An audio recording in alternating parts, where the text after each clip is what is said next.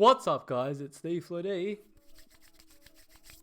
The 26th today, which you know what that means. The end is near. The end of the month is fast approaching. We've only got 26th, 27th, 28th, 29th, 30th, 31st. 6 more videos this month. 3 of them, the 3 at the end of the month, I already have ideas for what they are.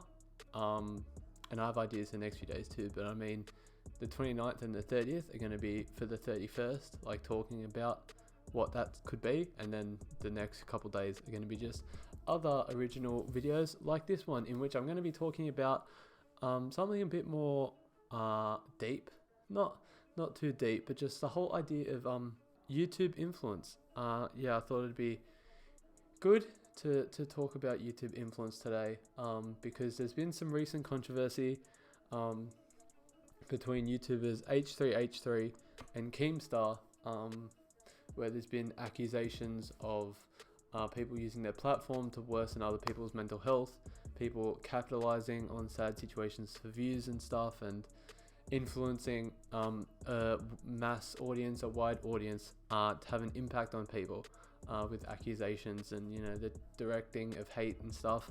And then this in itself has bled over to True Geordie, a YouTuber who I do follow, who I do like normally, making a video talking about the situation and receiving quite a large amount of backlash, getting many dislikes and many comments, specifically pointing out how this seemed to be such a sort of distant version of the guy that we knew from back when Logan Paul's controversy happened, that stood so positively for mental health, and just, yeah, he's gotten some backlash for that, and the whole situation has been quite ugly. So I thought in the wake of that I would talk about YouTube influence a little bit, just my ideas on it, and essentially the idea that the opinions of YouTubers shouldn't be taken to mean as much as they are, and that YouTubers shouldn't be held really in the standard that they are, because realistically they're all just people. Like, if you really think about it, let's say, for example, my YouTube channel, my cat's decided to eat food now. Okay, you do that. Let's say my YouTube channel blew up, and a month from now I had 1 million subscribers. And with that would come this massive boost in my image in the public eye. Having 1 million subscribers seen as something that's important. It gives you a certain standing. It means you have an audience which will follow you to some extent, and just, yeah, blowing up to have a lot of numbers just puts more meaning into your online presence, and it just gives you this aura of being important, which really, it's false. Because let's say in that scenario, I got 1 million subscribers in the next month, and then I was talking about someone I didn't like, a YouTuber that did something wrong, and then my followers took that as just undeniable truth and went over there and shared a mass amount of hate. Me, a month from now, with 1 million subs, despite how that would change my image, I'd be no different to who I am now. In a month's time, a person can't change astronomically. I'd be the same person, with the only difference being that I'd now have 1 million subs. But yet that would completely shift my image in the public eye. And it's something that happens on YouTube a lot with people, particularly when you get up towards like 10 million subs, 20 million subs, like crazy numbers, like crazy numbers. People are just treated as gods, like it's insane.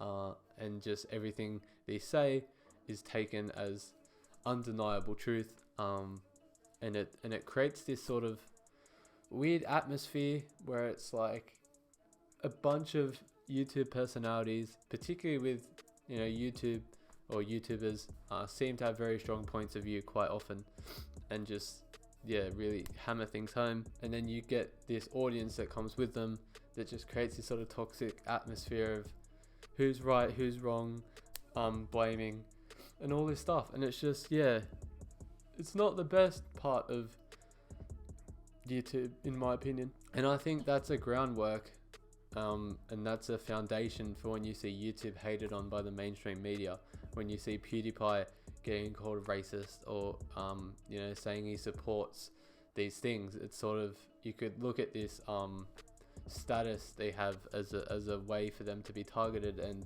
the fact that this sort of toxic atmosphere lends itself into them being criticized by the mainstream, which of course, you know, the mainstream media, whenever reporting on YouTube, really is so incredibly out of touch, with no true grasp of the scene itself, what YouTube is, and yeah, they convert these instances or these occurrences, these happenings, whatever you want to call it, on YouTube, into these articles just going at whoever, really. It's nuts. But yeah, I think the main point of my example before, with if I was to get a million subscribers but yet still be the same person, is just the idea that we should remember that these are just people and that they don't really know what they're saying. Let's be honest. Like, a YouTuber doesn't get, like in most instances, unless they do psychology or, you know, they do something about reporting, like journalism or something, you know, most YouTubers aren't getting their status,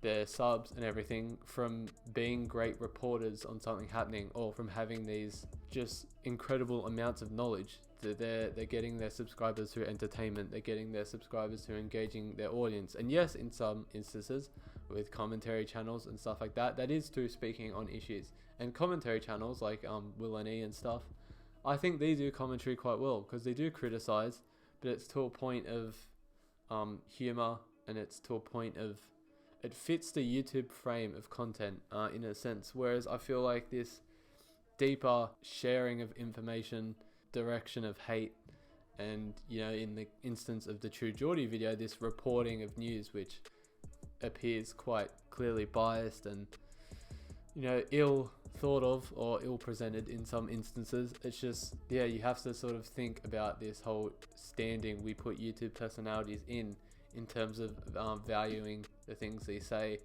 as truths and as information we should live by, whereas we should probably just be looking at their content as something for us to be entertained by. When I first clicked on that True Geordie video that was reporting on the whole H3 and Keemstar situation, I read the comments. Well, first I saw the like to dislike ratio, which it had more likes, but it was like 60-40 likes, which is actually quite bad. You don't, you know, normally dislikes will be sort of 5% of the overall interaction. And then from there I went to the comments to sort of get an idea why, and I saw what they were saying, and I decided in that moment that, you know, based on what was being said in the comments, I knew I wasn't going to enjoy the perspectives shared in the videos, or the ideas, the way they communicated the information, or at least Brian communicated the information. Lawrence, the person who does it alongside him, who can be annoying in instances. I do like him generally. This isn't meant to be a targeted assault at the two of them, but in this instance, in this video, I thought he was actually quite good when balancing it in some ways, when trying to offer a level playing field, because at times it did seem like he was opposing Brian's blatant support of Keemstar, which yeah, made for an interesting video. But as I was saying, I decided when beginning the video that I was going to watch this purely from an entertainment perspective, and wasn't going to take the things they said to be true, to be too deep, to be information that influenced me, and I was instead just going to watch the video just for watching the video's sake. And then of course, you know, I've decided to use it as a point in this video, so it's not like I've disregarded the information entirely. I have it as something to reflect upon here, but it's not something I've let influence my views in any way, and it's not an instance in which I took a YouTuber's opinion to be this, you know, thing to live by. I instead just took the content to be content, to be entertainment, to be something to view, which is probably the place we should be putting YouTubers in. It's just people to entertain us, because that's how they really get these rises to fame, if you want to call it that. They get their rise to success, and, you know, that's probably where we should be seeing their purpose, their meaning. You know, of course, that's not to say their purpose is purely in doing one thing. You know, KSI has been a big example of branching his YouTube success into music, into boxing, into all this different stuff, which has saw him sort of bridge into the mainstream, particularly in the music, to achieve great things. But that's one instance which is sort of JJ. KSI is very much an outlier of the YouTube industry, doing more than arguably anyone has, particularly in the UK, in terms of branching out and achieving so much. But yeah, YouTubers should just be YouTubers, not, yeah, again, that's a poor way of putting it, because they can do more than YouTube. I don't mean to box them in. YouTube personalities should be remembered for their origins and, you know, kept in this line of thinking that they're not gods, they're not super knowledgeable people in most instances. Of course, there's very intelligent people on the platform. But I mean, you know, True Geordie, H3H3, Keemstar, they create pieces of discussion, but they're not necessarily something you should always agree with, or always disagree with, or always have some sort of informational digest from, if that even makes sense. Probably not, but I hope you know what I mean. Yeah, just remember people are people, and just take YouTube as an entertainment platform. It's not a news source, it's not a reporting website, it's not anything. There's very little on YouTube that should be taken more as entertainment based content, because that's what the platform's for, mainly, and largely and most likely where it should stay. But I'm gonna leave this here for now. I hope you guys enjoyed this video. Hope you took something from it. If you enjoyed, leave a like, subscribe. I'll see you guys tomorrow for another video. Until next time, stay safe, and I'll see you guys soon. Peace.